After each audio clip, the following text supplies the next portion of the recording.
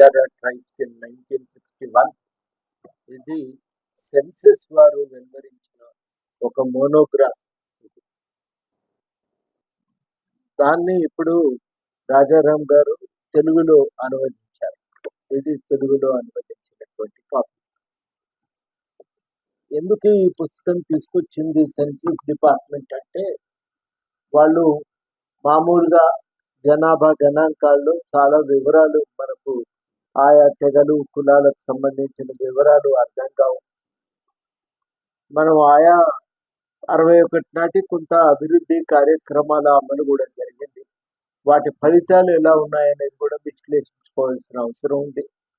ఈ అవసరాలను దృష్టిలో పెట్టుకొని సెన్సస్ వారు కొన్ని తెగలు కులాలకు సంబంధించి వాళ్ళు లోతుగా అధ్యయనం చేస్తారు. వాస్తవానికి కులం అనేది ఒక ప్రధానమైన సామాజిక యూనిట్. భారతదేశంలో దాన్ని విస్మరించడానికి వీల్లేదు. అయితే ప్రధానంగా తెగలు, తర్వాత ఎస్సీలకు సంబంధించిన షెడ్యూల్ కులాలకు సంబంధించిన అధ్యయనం మాత్రమే చేస్తున్నాం. కాబట్టి ఆ వర్గాల యొక్క జీవన విధానంలో వచ్చిన మార్పులు, అభివృద్ధి క్రమంలో అవి ఎట్లాంటి పరిణామానికి లోనైనా, ఎట్లాంటి మార్పులు వాళ్ళ జీవితంలో తలెత్తినాయి అర్థం చేసుకోవటానికి వాటిని ఆయా తెగల గురించి ప్రత్యేకంగా అధ్యయనం చేసి మోనోగ్రాఫ్ తేవాలని నిర్ణయించుకున్నారు. అందుకోసం కొన్ని గ్రామాలను ఎంచుకొని ఆ గ్రామాలకు వెళ్ళి ఆ గ్రామాలలో మరి షెడ్యూల్డ్ తెగల బంజారాల, ఇప్పుడు ఇది బంజారా పుస్తకం అటు అనంతపూరు, కర్నూలు, అదేవిధంగా మహబూబ్ నగర్ జిల్లా అచ్చంపేట్ ప్రాంతంలోని గిరిజన తండాలను సందర్శించి అక్కడ వాళ్ళు సేకరించిన సమాచారం ఆధారంగా, అంటే ఆ సమాచారం దేని మీద సేకరించారు అంటే వాళ్ళ ఆర్థిక జీవితం మీద, సామాజిక జీవితం మీద, సంస్కృతి మీద, పండుగలు పబ్బాలు వాటన్నింటి మీద సమాచారం సేకరించారు. అప్పటికే ఆ గ్రామాల్లో ఉన్న పరిస్థితులను కూడా స్థూలంగా వర్ణించారు. అవన్నీ వర్ణించటం ద్వారా ఆ పుస్తకం చాలా ఉపయోగపడే సమాచారాన్ని అందించింది. ఒక సందర్భంలో కేంద్రీయ విశ్వవిద్యాలయం వారు ప్రొఫెసర్ డి నరసింహారెడ్డి గారి నేతృత్వంలో ఈ గ్రామాలను మళ్ళీ పునఃసందర్శించారు. ఇందులో కొన్ని పుస్తకాలు వృత్తుల మీద కూడా వచ్చినాయి, ప్రత్యేకంగా మార్పులను అధ్యయనం చేయడానికి. అప్పుడు ఒక ప్రత్యేకమైన పుస్తకం Kerala centre for developing studies, centre for the study CDS అని కేరళలో ఒక సంస్థ ఉంది. వారు సెంట్రల్ యూనివర్సిటీ వారు కలిసి ఈ గ్రామాలను మళ్ళీ అధ్యయనం చేశారు 2005లోనో 2004లో. అప్పుడు ఆ పుస్తకాన్ని మళ్ళీ దాన్ని తీసుకొచ్చి అక్కడ ఈ 61 నుంచి తర్వాత జరిగిన పరిణామాలను రికార్డ్ చేసే ప్రయత్నం చేశారు.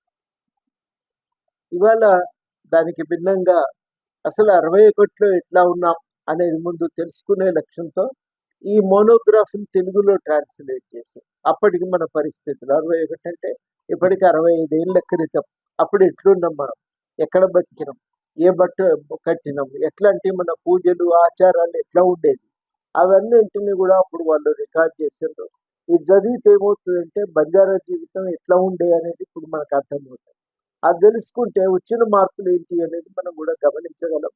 ఇందులో మంచి ఏంటిది, చెడు ఏంటిది, దేన్ని నిలుపుకోవాలి, దేన్ని సవరించుకోవాలి అనేది అర్థం చేసుకోవటానికి కూడా ఈ పుస్తకం చాలా ఉపయోగపడుతుంది.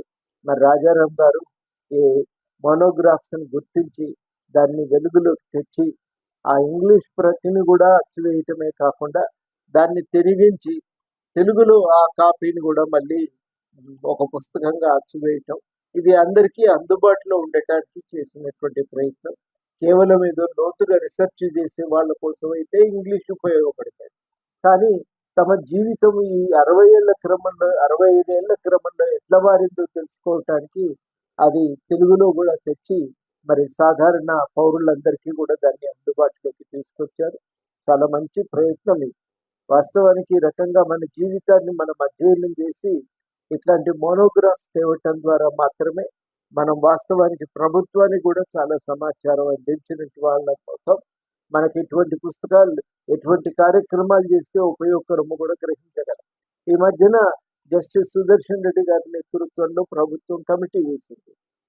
ఈ మన దగ్గర జరిగిన సామాజిక, ఆర్థిక కులగణన ఆధారంగా సేకరించిన మొత్తం సమాచారాన్ని వాళ్ళు సర్వే చేస్తున్నారు. సర్వే చేసి ఎటువంటి విధానాలు ఇప్పుడు అవసరం ఉంది ఈ పరిస్థితుల్లో అనేది వాళ్ళు తెలియజెప్పే ప్రయత్నం చేస్తున్నారు. అట్లాంటి ప్రయత్నాలకి ఈ పుస్తకాలనేవి చాలా ఉపయోగపడతాయి. ఒక మంచి ప్రయత్నం ఇది. ఈ ప్రయత్నాన్ని అభినందిస్తూ డాక్టర్ జె. రాజారాం గారు చేసిన ఈ కృషి మరి ఇక్కడితో ఆగకుండా ఇంకా మెరుగైన ఇంకొక పద్ధతి ఏం చేయాలంటే అదే గ్రామాలకు మళ్ళీ వెళ్ళి అప్పటికి ఇప్పటికి ఏం మారిందనేది అధ్యయనం చేసి రెండింటిని పోలుస్తూ ఆ పుస్తకం ఒకటి తీయగలిగితే అది కూడా చాలా ఉపయోగకరంగా ఉంటుంది. ఈ ప్రయత్నం కొనసాగిస్తారని చెప్పి వారిని నేను కోరుతూ వారిని అభినందిస్తున్నాం. పుస్తకం తీసుకొచ్చినందుకు ఈ కృషిని అభినందిస్తూ మనకు ప్రభుత్వ విధానాల రూపకల్పనలో కూడా తోడ్పడతాయి కాబట్టి అధికారులకు కూడా వీటిని అందజేస్తే ఉపయోగంగా ఉంటది. ఆ విషయాన్ని కొంచెం దృష్టిలో పెట్టుకోవాల్సిందిగా వారికి నేను సూచన చేస్తూ నాకు ఈ అవకాశం ఇచ్చినందుకు కృతజ్ఞతలతో సెలవు.